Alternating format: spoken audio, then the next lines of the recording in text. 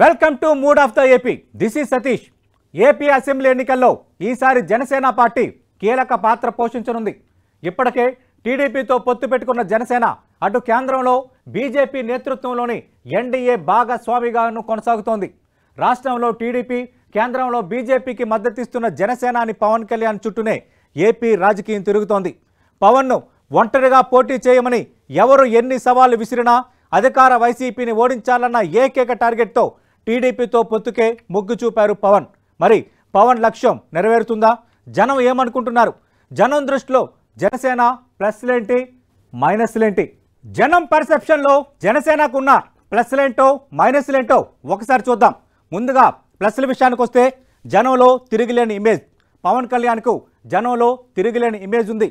మామూలుగా హీరోలకు అభిమానులు ఉంటారు, కానీ పవన్ కళ్యాణ్కు భక్తులు ఉంటారు. ఆ స్థాయిలో ఇమేజ్ సంపాదించుకున్న హీరో పవన్ కళ్యాణ్. అటు సినిమా జయాపజయాలతో సంబంధం లేకుండా భారీ ఓపెనింగ్ సాధించడం, టాప్ 5 నటుల్లో ఒక కీలక నటుడిగా ఉండడం, అంతకు మించి యూత్లో విపరీతమైన క్రేజ్ ఇమేజ్ ఉండడం పవన్ కళ్యాణ్కు ఒక ప్లస్ పాయింట్గా మనం చూడాలి. అలాగే మరో ప్లస్ పాయింట్ ఏంటో మనం చూద్దాం. దూకుడు స్వభావం. ఎక్కువగా పవన్ కళ్యాణ్ అభిమానులు, జన సైనికులు పవన్లో నచ్చే గుణం దూకుడు స్వభావం.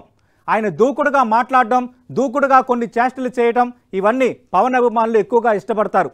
ఆ దూకుడు స్వభావంతో ఆయన చేసే వ్యాఖ్యలు ఎక్కువగా ప్రజల్లో చర్చకు వస్తాయి. ఎక్కువగా పవన్ వ్యవహరించే ఆ తీరే అభిమానులకు ఎక్కువగా నచ్చుతుంది.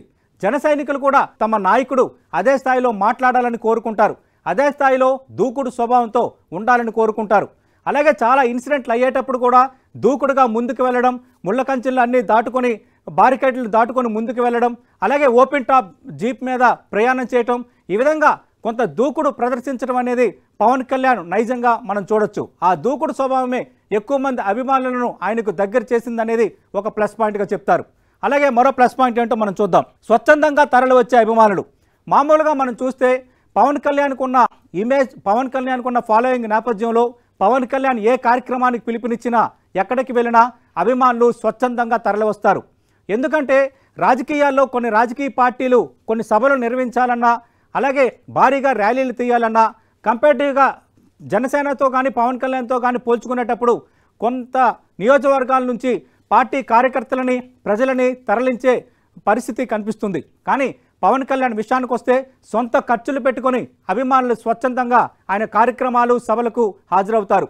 ఒక్కరోజులో పిలుపునిచ్చిన భారీ సంఖ్యలో అటు అభిమానులు స్వచ్ఛందంగా గ్యాదర్ అవ్వటం అనేది పవన్ కళ్యాణ్కు, జనసేనకు ఒక ప్లస్ పాయింట్.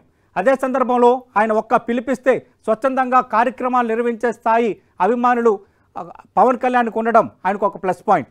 మరికొన్ని ప్లస్ పాయింట్స్ ఏంటో మనం చూద్దాం. యువతలో అత్యధిక ఫాలోయింగ్. ప్రధానంగా ఏజ్ గ్రూప్స్ పరంగా మనం చూస్తే 16 to 25 ఏజ్ గ్రూప్లో ఎక్కువ మంది పవన్ కళ్యాణ్ ఇష్టపడతారు, పవన్ కళ్యాణ్ను ఫాలో అవుతారు. యువతలో పవన్ కళ్యాణ్కు ఉన్నంత క్రేజ్ ఎవరికీ లేదంటే అతిశయోక్తి కాదు. అటు సినిమాల పరంగా ఉన్న క్రేజ్, అలాగే పార్టీ పరంగా కూడా యూత్లో ఎక్కువగా పవన్ కళ్యాణ్ క్రేజ్ కనిపిస్తుంది. పవన్ కళ్యాణ్ ఏ సభలకు వెళ్ళినా, ఏ ర్యాలీలకు వెళ్ళినా, ఏ ప్రారంభోత్సవానికి వెళ్ళినా భారీ సంఖ్యలో యూత్ పవన్ కళ్యాణ్ చూడటానికి వస్తారు. అలాగే జనసేన కార్యక్రమాల్లో కూడా ఈ 16 to 25 ఏజ్ గ్రూప్ యూత్ ఎక్కువగా కనిపించడం అనేది ఒక ప్రధానమైన ప్లస్ పాయింట్గా మనం చెప్పొచ్చు. మరికొన్ని ప్లస్ పాయింట్స్ మనం చూద్దాం. పదవులు లేకుండా 10 ఏళ్లుగా రాజకీయాల్లో కొనసాగడం. ఇది ఒక రకంగా చాలా కీలకమైన పాయింటే. ఎందుకంటే 2013లో జనసేన పార్టీ పెట్టిన తర్వాత, 2014లో రాష్ట్రం విడిపోయిన తర్వాత జరిగిన ఎన్నికల్లో బీజేపీ, టీడీపీతో పొత్తుకు పవన్ మొగ్గు చూపారు. అయితే ఆ ఎన్నికల్లో పోటీ చేయకపోయినా ఆ రెండు పార్టీలకి ఆయన మద్దతు ప్రకటించిన పరిస్థితి మనం చూసాం. అప్పటి నుంచి ఇప్పటి వరకు దాదాపు జనసేన ఏర్పడి 10 ఏళ్ళైనా ఆ 10 ఏళ్ల పాటు ఆయన రాజకీయాన్ని కొంత సస్టైన్ చేశారన్న అంశం ఒక ప్లస్ పాయింట్గానే అందరూ చెప్పుకుంటారు. అంతకంటే ముందు 2009లో ప్రజారాజ్యం పార్టీ పెట్టడం, ప్రజారాజ్యం పార్టీ నేపథ్యంలో యువరాజ్యం అని ఒక విభాగాన్ని అధ్యక్షుడిగా పవన్ కళ్యాణ్ ప్రచారం నిర్వహించారు. అలాగే ప్రజారాజ్యం గెలుపుకు తన అన్న చిరంజీవికి తోడుగా అప్పటికే ఆయన రాజకీయం ప్రారంభించారు. అయితే తర్వాత కాలంలో ప్రజారాజ్యం పార్టీ అటు కాంగ్రెస్ పార్టీలో విలీనమైన నేపథ్యంలో పవన్ కళ్యాణ్ కొద్ది రోజుల తర్వాత, అంటే కొన్ని సంవత్సరాల తర్వాత మళ్ళీ 2013లో ప్రజారాజ్యం అంటే ఒక ఇండివిజువల్ పార్టీని ఏర్పాటు చేశారు. కానీ దీనికి సంబంధించి కూడా బయట ఒక చర్చ బలంగా ఉంది. అటు ప్రజారాజ్యాన్ని కాంగ్రెస్లోకి చిరంజీవి విలీనం చేయటం విషయంలో పవన్ కళ్యాణ్ డిఫర్ అయ్యారనేది బయట రాజకీయ వర్గాల్లో జరిగే ప్రచారం.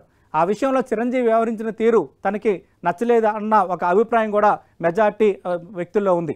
ఆ తర్వాత 2013లో అటు జనసేన పార్టీ పెట్టిన తర్వాత ఆ జనసేన పార్టీ పెట్టినప్పటి నుంచి ఇప్పటి వరకు పార్టీని సస్టైన్ చేయటం అనేది ఒక ప్లస్ పాయింట్గానే చెప్తున్నారు.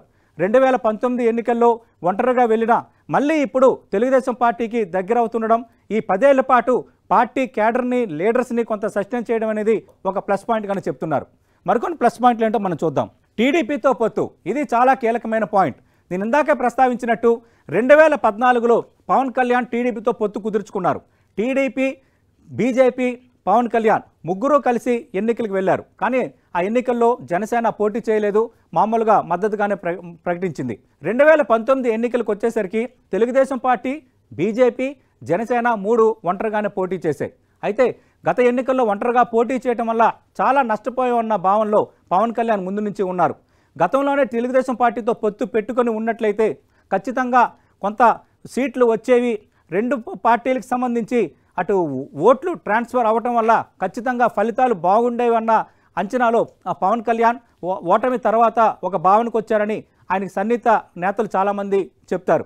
ఎందుకంటే 2019 ఎన్నికల పర్సంటేజ్లు మనం చూసేటప్పుడు కూడా తెలుగుదేశం పార్టీకి 40% వచ్చాయి, అలాగే జనసేనకు 6% ఓట్లు వచ్చాయి. అలాగే 39 స్థానాల్లో ఈ 2 పార్టీల మధ్య ఓట్లు సంబంధించి ఒకవేళ కలిసి ఉంటే ఫలితాలు వేరేగా ఉండేవన్న ఒక అంచనా ఆ ఫలితాల సరళి చూసిన తర్వాత ఎవరికైనా అర్థమయ్యే విషయం. అయితే ఆ ఎన్నికల్లో పవన్ కళ్యాణ్ పోటీ చేసిన 2 చోట్ల ఓడిపోవడం, కేవలం గోదావరి జిల్లాలో రాజోల స్థానంలోనే అటు జనసేన గెలవడం, గెలిచిన ఆ ఒక్క ఎమ్మెల్యే రాపాక వరప్రసాద్ వైసీపీకి దగ్గర అవడం, ఇలాంటి పరిణామాల నేపథ్యంలో ఈసారి ఆ ఛాన్స్ తీసుకోకూడదు, ఆ ఛాన్స్ ఎదుటోటికి ఇవ్వకూడదన్న ఒక ఆలోచనలోనే పవన్ కళ్యాణ్ టీడీపీతో పొత్తుకు సిద్ధమయ్యారంటారు. ఫైనల్గా చూస్తే ఎట్టి పరిస్థితుల్లో అటు అసెంబ్లీలో ఇటు లోక్సభలో జనసేన అడుగు పెట్టాలన్న ఏకైక లక్ష్యంతోనే ఆయన తెలుగుదేశం పార్టీతో చేతులు కలిపారనేది ఎక్కువ మంది చెప్పే మాట. ఒక రకంగా తెలుగుదేశం పార్టీతో ఇప్పుడు పొత్తు కుదుర్చుకోవడం అనేది జనసేనకు రాజకీయంగా బాగా లాభించే అంశం, ఒక ప్లస్ పాయింట్ అంశంగా కనిపిస్తోంది. మరికొన్ని అంశాలు మనం చూద్దాం.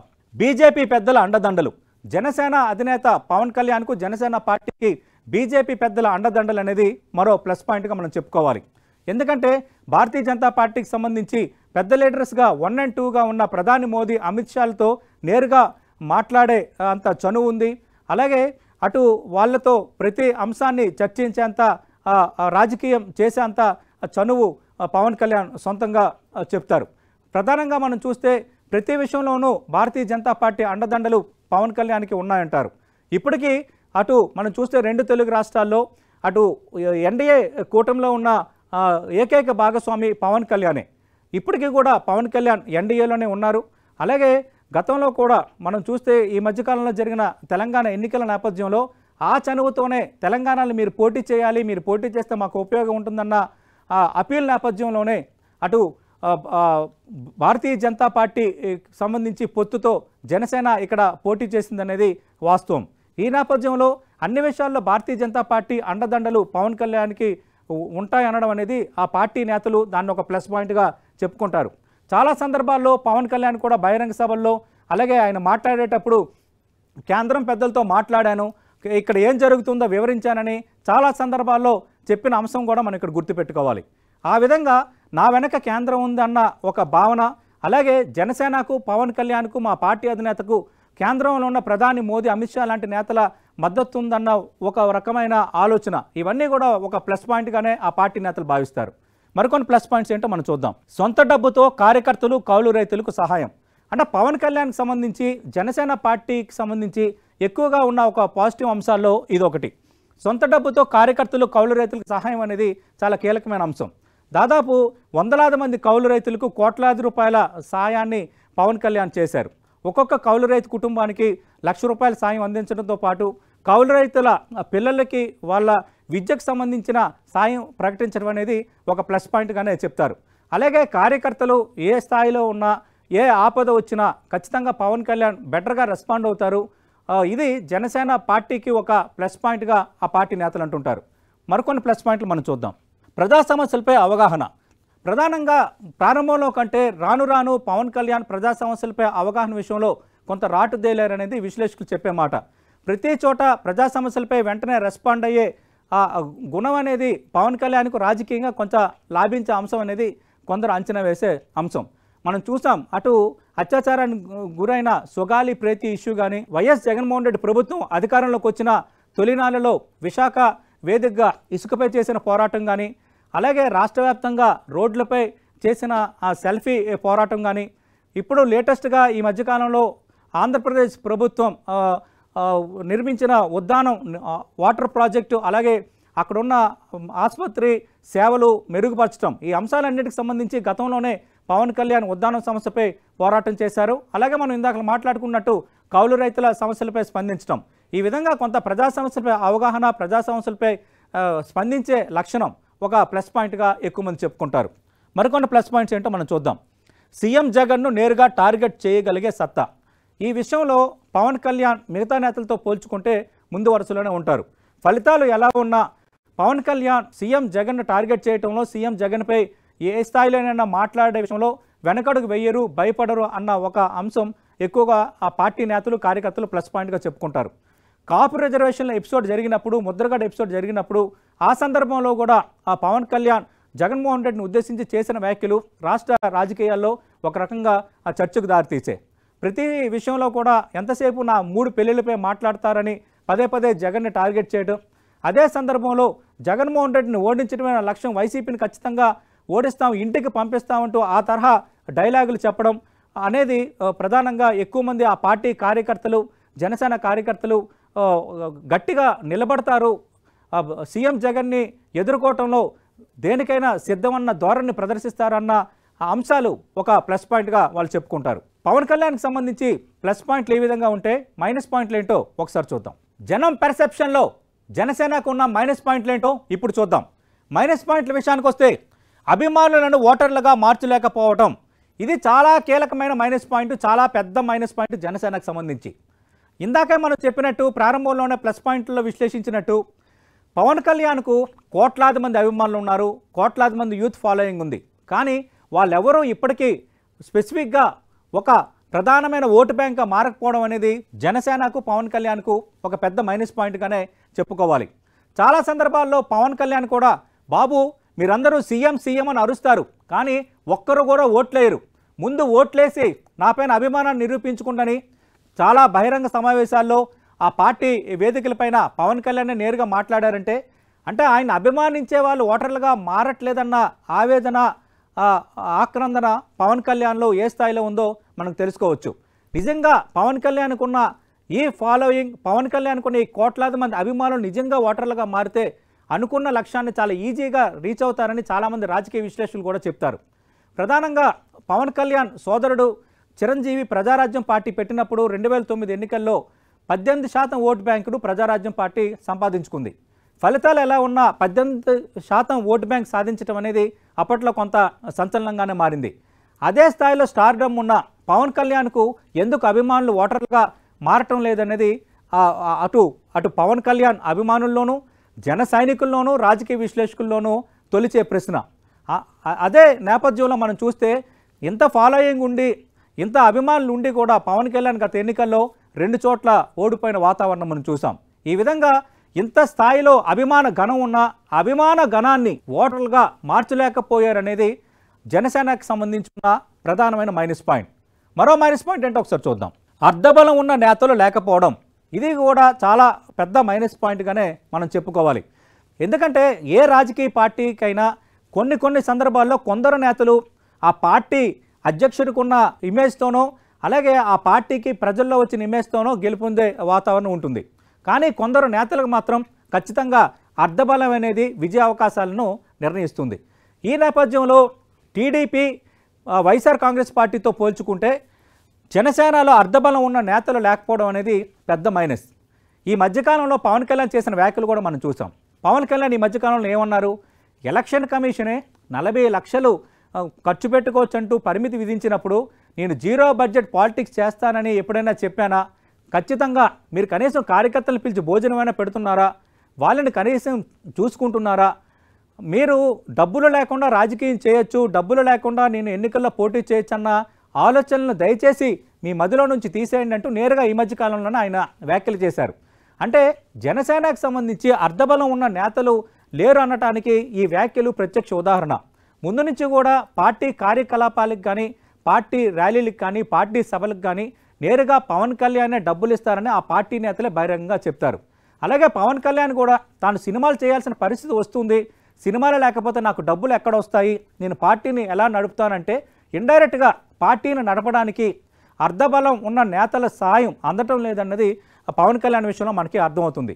ఈ విధంగా ఈ ఎన్నికల వేళ అర్ధబలం ఉన్న నేతలు ఎక్కువ సంఖ్యలో లేకపోవడం, పూర్తిగా లేకపోవడం అనేది జనసేనకు ఒక మైనస్ పాయింట్గానే చెప్పుకోవాలి.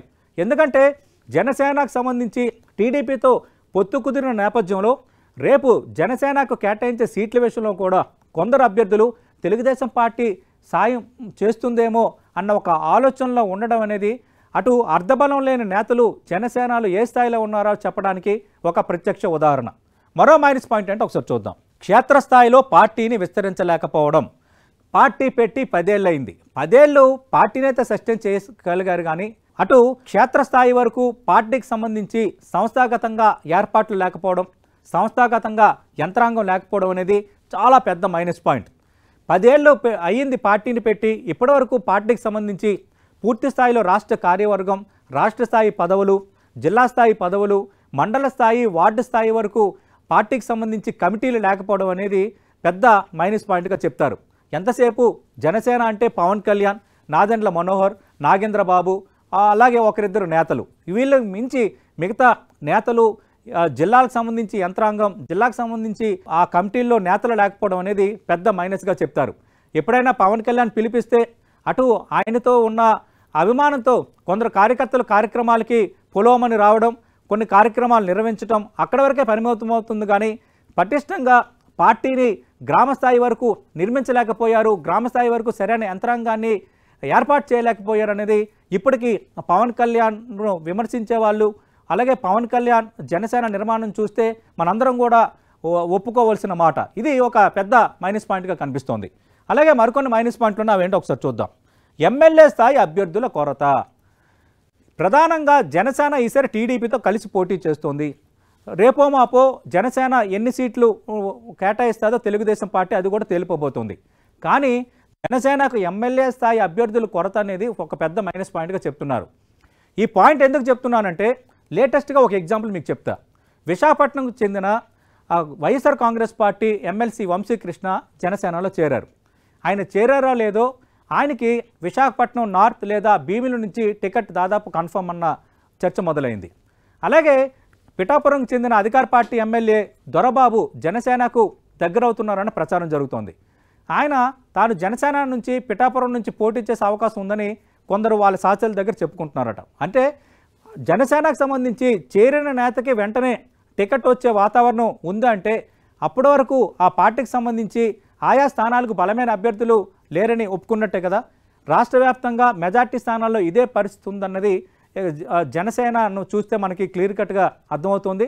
చాలా సందర్భాల్లో చాలామంది నేతలు మనం ఎక్కువ స్థానాలు పోటీ చేయాలి, మనం ఓటింగ్ పర్సంటేజ్ని పెంచుకోవాలి, మనం ఎక్కడా తగ్గకూడదని పవన్ కళ్యాణ్కి చెప్పినప్పుడు కూడా పవన్ కళ్యాణ్ పదే పదే పార్టీ ఇంటర్నల్గా పార్టీ పెద్దలకు, పార్టీ నేతలకు చెప్తున్న మాట ఒక్కటే, మనం ఎక్కువ స్థానాల్లో పోటీ చేయాలని మీరు అడుగుతున్నారు, కానీ అన్ని స్థానాలకు మనకి సరైన రీతిలో ఎమ్మెల్యే స్థాయిలో గెలిచే అభ్యర్థులు, ఎమ్మెల్యే స్థాయిల్లో అటు అంగబలం అర్ధబలం ప్రదర్శించే నేతలు ఉన్నారా చూపించండి అంటూ ఆయన ఇంటర్నల్ మీటింగ్లోనే అడుగుతున్నారన్నది కొందరు ఆయన సన్నిహితులు చెప్పే మాట.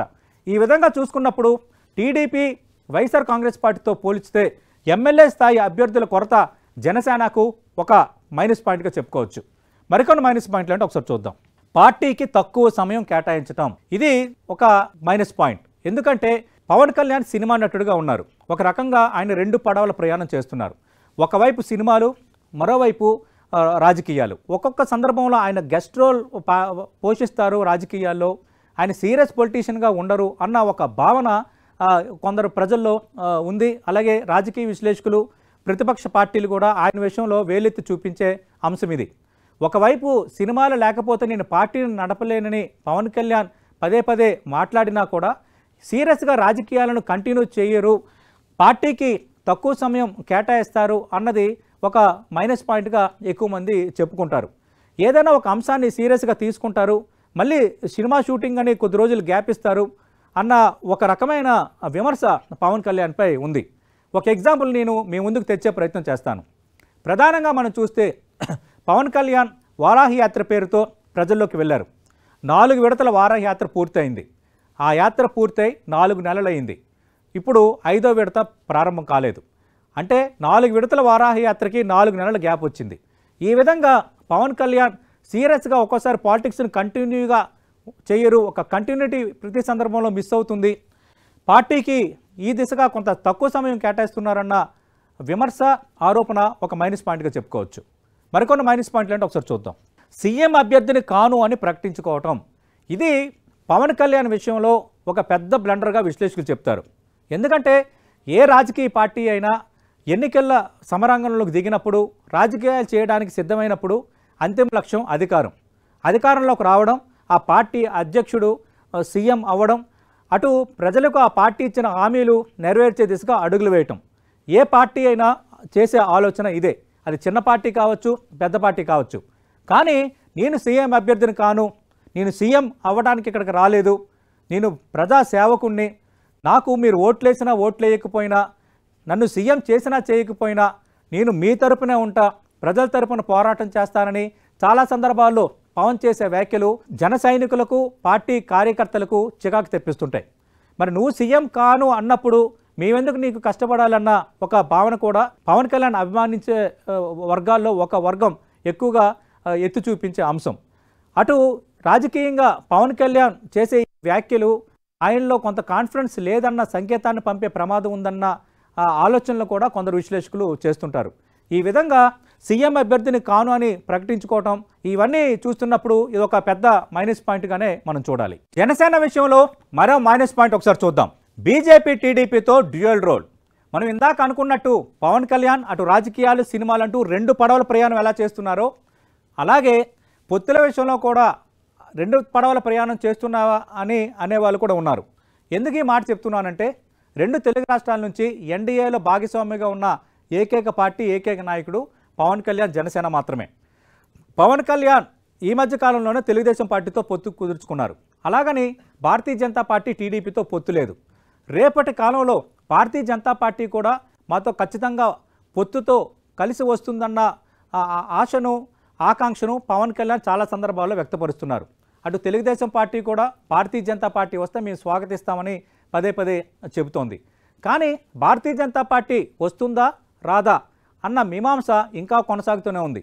ఈ నేపథ్యంలో అటు పవన్ కళ్యాణ్ ఇటు టీడీపీతో పొత్తులో ఉన్నారు, అలాగే భారతీయ జనతా పార్టీతో పొత్తులో ఉన్నారు. ఒకవేళ కనుక రేపు భారతీయ జనతా పార్టీ మీ కూటమితో మేము రాము, మేము ఒంటరిగా వెళ్తామంటే మరి అప్పుడు పవన్ కళ్యాణ్ ఏం చేస్తారు, పవన్ కళ్యాణ్ నిర్ణయాలు ఎలా ఉండబోతాయి అన్నది ఆసక్తికరమైన అంశం. ఈ విధంగా ఒక కోణంలో కొంత పాజిటివిటీ కనిపించినా, మరో కోణంలో ఇటు 2 పడవల ప్రయాణంలాగా బీజేపీ టీడీపీతో డ్యూయల్ రోల్ పోషిస్తున్నారన్న ఒక మైనస్ పాయింట్ పవన్ కళ్యాణ్ విషయంలో, జనసేన విషయంలో కనిపిస్తోంది.